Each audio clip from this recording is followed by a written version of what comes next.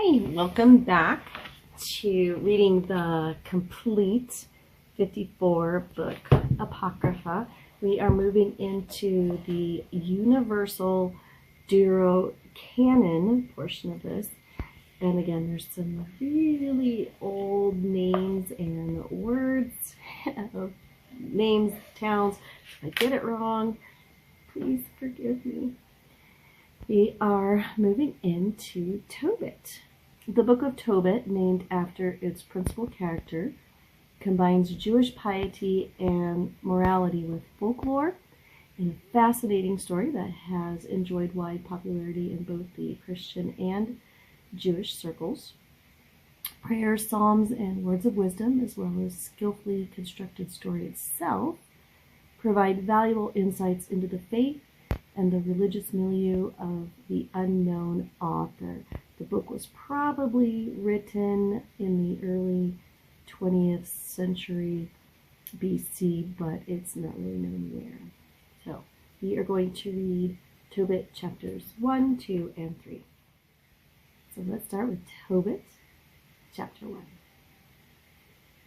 The scroll of the words of Tobit, the son of Tobiel, the son of Ananiel, the son of Aduel, the son of Gabael, the seed of Asiel, of the tribe of Naphtali, who in the days of Enemessar, king of the Assyrians, was carried away captive out of Thisbe, which is on the right side of Kadesh Naphtali, in Galilee above Asher. I, Tobit, walked in the ways of truth and righteousness all the days of my life, and I did many kind acts to my countrymen and my nation, who went with me into the land of the Assyrians to Nineveh. When I was in my own country, in the land of Israel, while I was still young, all the tribe of my father Naphtali fell away from the house of Jerusalem, which was chosen out of all the tribes of Israel, that all the tribes should sacrifice there, and the temple of the habitation of the Most High was hallowed and built therein for all ages. All the tribes which fell away together sacrificed to the heifer Baal, and so did the house of my father Naphtali. I alone went often to Jerusalem at the feasts, as it has been ordained to all Israel by perpetual decree, having the first fruits and the tenths of my increase, and that which was first shored. And I gave them to the priests at the altar, the sons of Aaron. I gave a 10th part of all my incense to the sons of Levi, who ministered at Jerusalem. A second 10th part I sold away and went and spent it each year at Jerusalem.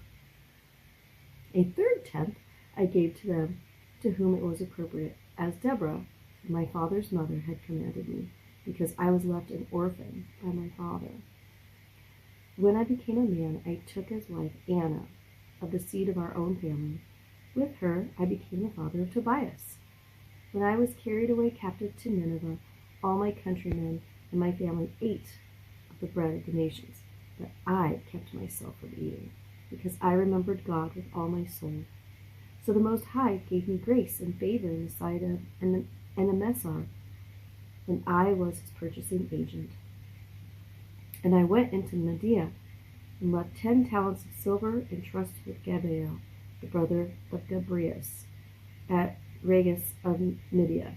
And when Enemessar was dead, Sennacherib, his son, reigned in his place. In his time the highways were troubled, and I could no longer go into Media. In the days of Enemessar, I did many kind acts to my countrymen. I gave my bread to the hungry, and my garments to the naked. If I saw any of my race dead and thrown out on the wall of Nineveh, I buried him. If Sennacherib the king killed any, when he came fleeing from Judea, I buried them privately, for in his wrath he killed many. And the bodies were sought for by the king and were not found. But one of the Ninevites went and showed to the king concerning me how I buried them and hid myself. And when I knew that I was sought for to be put to death, I withdrew myself for fear. And all my goods were forcibly taken away, and there was nothing left to me, save my wife Anna and my son Tobias. No more than 55 days passed before 2 of his sons killed him, and they fled into the mountains of Ararat. And Esarhaddon, his son, reigned in his place. And he appointed Ahikar, my brother, Anaael's son, over all the accounts of his kingdom and over all his affairs. Ahikar requested me, and I came to Nineveh. Now Ahikar was a cupbearer. He kept a signet, was a steward, and overseer of the accounts. Esarhaddon appointed him next to himself, but he was my brother's son. Chapter 2.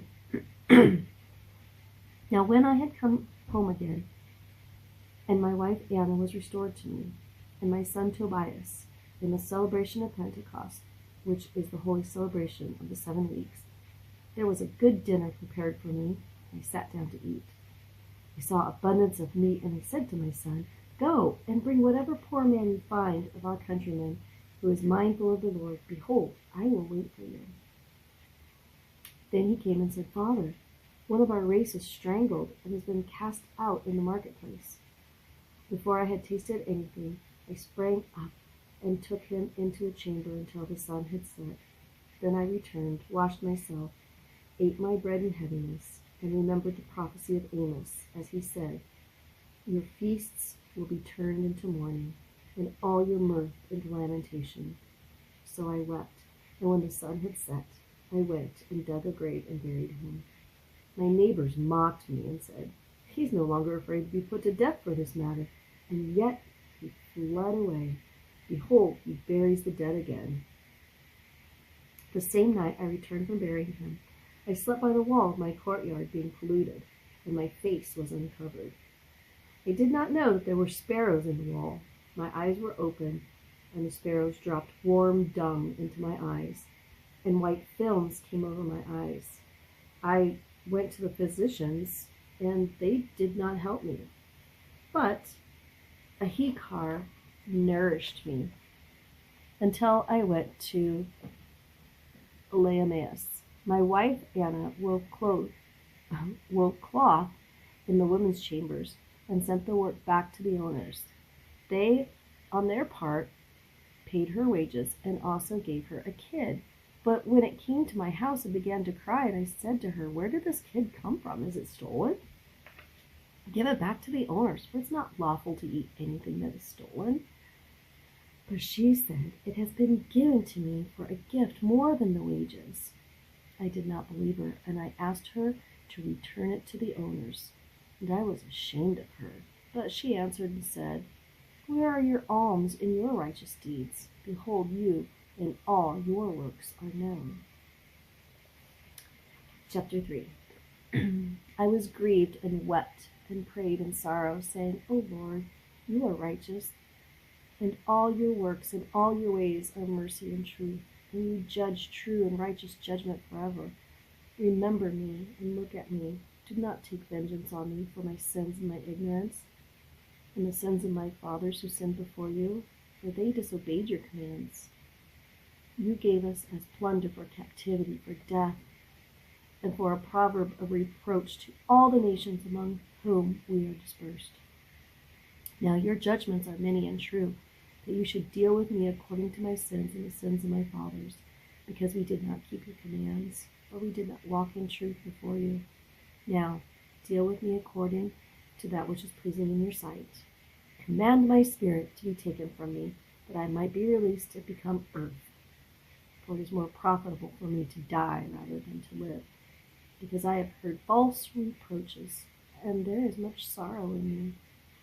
Command that I be released from my distress now, and go to the age-long place. Do not turn your face away from me.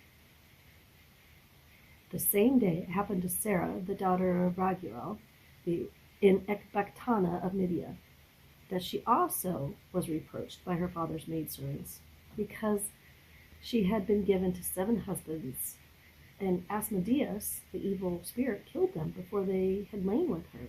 And they said to her, Do you not know that you strangle your husbands?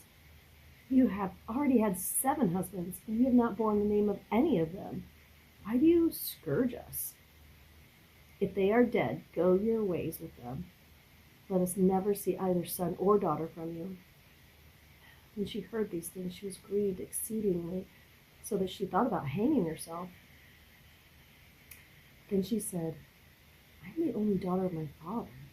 If I do this, it will be a reproach to him, and I will bring down his old age with sorrow to the grave." Then she prayed by the window and said, "Blessed are you, O Lord my God, and blessed is your holy and honorable name forever. Let all your works praise you forever. And now, Lord, I have set my eyes and my face toward you.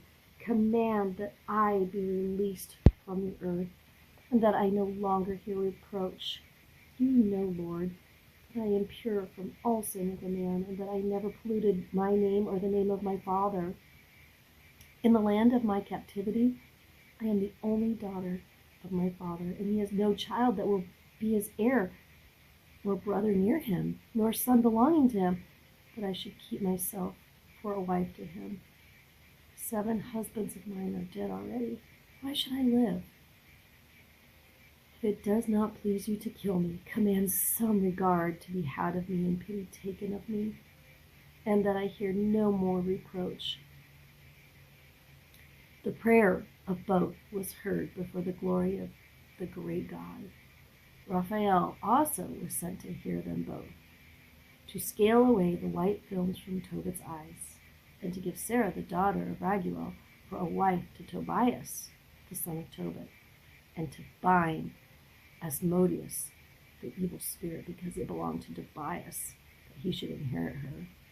At that very time Tobit returned and entered into his house, and Sarah, the daughter of Raguel, came down from her upper chamber. Join me again for more reading from the complete 54-book Apocrypha